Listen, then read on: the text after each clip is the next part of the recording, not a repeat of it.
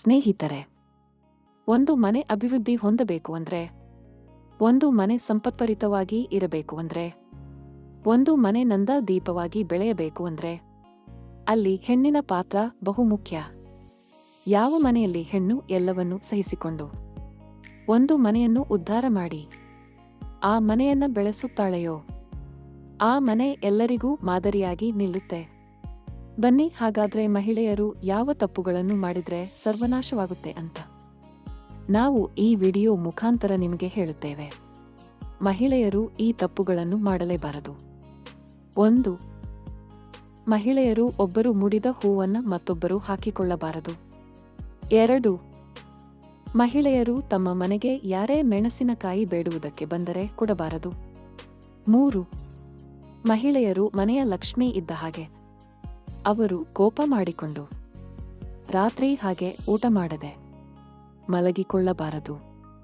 ಅದು ಮನೆಗೆ ಅಶುಭ. 4.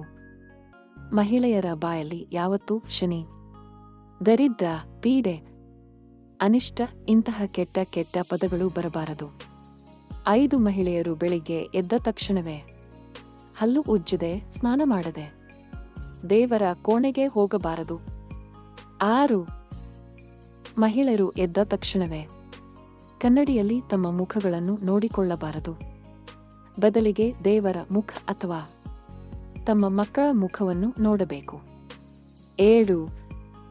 ಮನೆಯಲ್ಲಿ ಶುಭ ಕಾರ್ಯವಾಗಲಿ ಅಥವಾ ಸಾವಿನ ನಂತರ ಯಾವುದೇ ಕಾರ್ಯಕ್ರಮವಾಗಲಿ ಅತಿಥಿಗಳು ಬಂದ ತಕ್ಷಣ ನಾವೇ ಅವರ ಹತ್ತಿರ ಹೋಗಿ ಮಾತನಾಡಿಸಬೇಕು.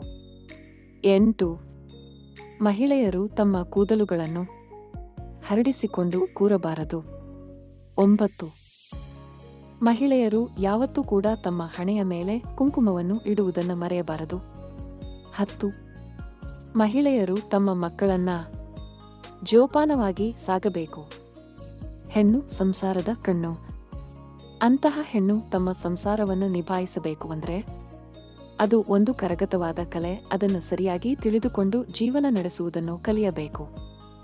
ಸ್ನೇಹಿತರೆ, ಇದೇ ತರಹದ ಒಳ್ಳೊಳ್ಳೆ ಮಾಹಿತಿಗಳಿಗೋಸ್ಕರ ನಮ್ಮ ಚಾನಲನ್ನು ದಯವಿಟ್ಟು ಸಬ್ಸ್ಕ್ರೈಬ್ ಮಾಡಿಕೊಳ್ಳಿ.